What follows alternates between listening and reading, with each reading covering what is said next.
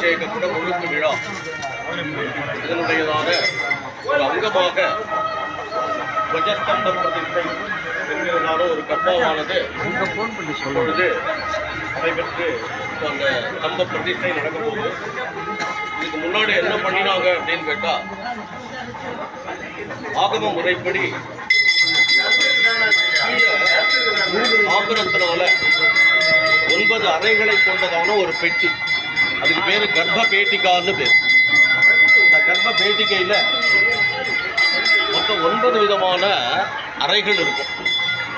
அதுல சுத்தி இருக்கக்கூடிய 8 அறைகள்ல 8 விதமான ரத்னங்கள், 8 விதமான உலோகங்கள், 8 விதமான மூலிகைகள், 8 விதமான தானியங்கள், 8 விதமான தாத்துக்கள், இப்படி பஞ்ச ஸ்வரூபமாக இருக்கக்கூடிய 5 சிருஷ்டி, ஸ்திதி, சம்ஹாரம், திரோபாவம், அனுக்கிரகம் என்று அழைக்கக்கூடிய 5 கர்மாக்களை அடிப்படையாக கொண்ட இந்த 5 விதமான திரவியத்தை அந்த 8 பக்கமும் வைப்போம். அதுதான் இப்போ நடந்தது. அந்த அதுக்கு மந்திரங்களை சொல்லி அதுக்கு நடுவில் இருக்கக்கூடிய பேழையில் இந்த 5க்கும் ஆதாரமாக இருக்கக்கூடிய பிருத்திவி அல்லது மண், அதில் ஒவ்வொன்றுத்துக்கும் ஒரு விதமான மண். முதல்ல ஆற்றடி மண், சமுத்திர மண், நண்டு வளை மண், பர்வதாக்கிர மண், பில்வாக்கிர மண், இந்த மாதிரி 5 விதமான மண்ணை அந்த நடுவில் இருக்கக்கூடிய இதில் வச்சு அதுக்கு மேலே யந்திரம், அந்த யந்திரத்தை வச்சு இவைகள் மூடப்பட்டு இதுக்கு பேர் கர்ப்பநியாசம் என்று பெயர். புதியதாக ஒரு ஆலயமானது உருவாக்குகிறோம் அப்படின்னு சொன்னால் எல்லா சிலைகளுக்கு கீழே இது வைக்கணும். முதல்ல கோயில், இப்பெல்லாம் இதுக்கு வைக்க மாட்டாங்க, இதெல்லாம் எடுக்க முடியாது. முதல்ல பண்ணும்போது இந்த மாதிரி இப்போ நாம் எல்லாத்தையும் எடுத்துட்ட காரணத்தினால திருப்பி அந்த கர்ப்பநியாசம் என்கிறதான ஒரு கர்மாவை தான் நம்ம இப்போ பண்ணியிருக்கோம். அதில் தான் இந்த துவஜஸ்தம்பத்தை நிலைநாட்ட போகிறோம். இந்த துவஜஸ்தம்பத்துக்கு ஆகமத்தில் 2 ஸ்தூல ரூபம் உண்டு. ஸ்தூல ரூபம்னா வெளிப்படையாக கண்ணிலே தெரியக்கூடியதான ஒரு வடிவம். அதில் இந்த விமானம் இருந்தது அல்லது ராஜகோபுரம் அதுக்கு பேர் சுஸ்தூலம்னு பேர். எல்லோராலையும் பார்க்கக்கூடியதான தன்மை இதில் பலவிதமான தத்துவங்கள் எல்லாம் இருக்குது. இது வெறும் கோபுரம்னு இருக்கக்கூடாது. அன்னமய கோஷம், பிராணமய கோஷம், மனோமய கோஷம், விஞ்ஞானமயமான கோஷம், ஆனந்த கோஷம் என 5 கோஷங்களாலே அமைக்கப்பட்டது. இது நாம் சாதாரணமாக பார்த்துன்னு போகிற மாதிரி எக்ஸிபிஷன் பொருள் இல்லை. And there is a value and significance behind each and everything. ஒரு தனிப்பட்ட முறையில் அதனுடையதான விளக்கங்கள் இருக்கு. அதனுடையதான சூக்ஷ்ம ஸ்தூலம் தான் இந்த துவஜஸ்தம்பம். அதில் இப்போ இதை பார்த்தீங்கன்னா 3ஆக பிரித்து அதுக்கு பேர் கடைசியில் இருக்கிறது பிரம்மபாகம், நடுவில் இருக்கிறது விஷ்ணு பாகம், இவைகளெல்லாம் ருத்ரபாகம். இந்த 3 பாகங்கள்லையும் 6 விதமான அத்வாக்கள் அதைகளெல்லாம் பூஜை பண்ணி இங்கே இந்த மேலே இருக்கக்கூடிய சகசிராரத்தில் 3ஆக பிரித்து ஒன்றுத்தில் மாயாதி தத்துவங்கள், ஈஸ்வர தத்துவம், சர்வ வித்யா தத்துவம் என்கிறதான 3 விதமான தேவதைகளை அவங்க பூஜை பண்ணிட்டு இப்போ இதை நிமித்திடுவாங்க.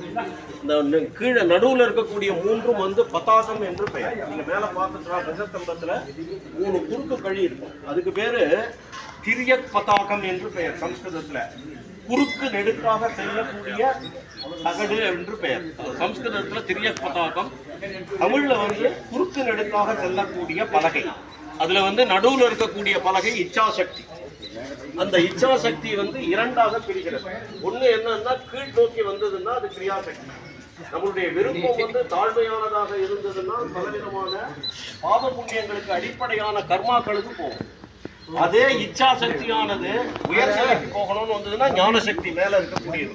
இப்போ நடுவில் இருக்கிறது இச்சாசக்தி, கீழே கிரியாசக்தி, மேலே இருக்கக்கூடியது ஞானசக்தி என்கிறதான 3 சக்தி திரயத்தை பூஜை பண்ணும். அதுக்கப்புறம் இப்படி குறுக்கில் 2 தண்டம் இருக்கும். அதாவது அதுக்கு பேர் உபதண்டம் என்று பெயர். அதில் ஒன்று சூரியன், இன்னொன்று சந்திரன். அவர்கள் காலத்தை நிர்ணயம் செய்யக்கூடியவர்கள்.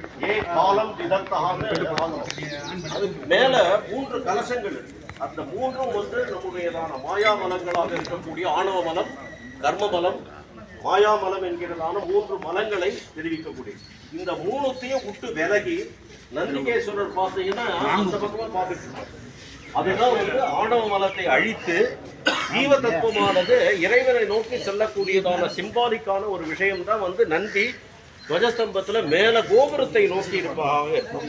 இவைகளெல்லாம் அவருக்கு பின்னாடி போயிடும். தத்துவம் என்ன அப்படின்னு கேட்டால், மனிதனாக பிறந்தவன் இந்த 3 மனங்களையும் விடுவித்து இறைவனுடையதான அருளை நோக்கி செல்லக்கூடியதான ஒரு சிம்பாலிக் ரெப்ரசன்டேஷன் தான் இந்த நந்தி கிழக்கு நோக்கி கோபுரத்தை நோக்கி இருக்கும். இதெல்லாம் இப்ப பூஜை பண்ணி இவைகளெல்லாம் வந்து ஸ்தாபனம் பண்ண பிறகு கும்பாபிஷேகத்தும் பொழுது இதுல இந்த கயிறு வச்சு நாடி சந்தானத்துல இப்ப பூஜை பண்ண தேவதைகளுடைய மந்திரங்கள் எல்லாம் ஞாசம் பண்ணுவோம். ஒவ்வொரு பார்ட்டிலையும் அந்தந்த தேவதைகளுடைய மந்திரங்கள் எல்லாம் நாடி சந்தானம் என்பது மூலமாக இதை பண்ணுவாங்க.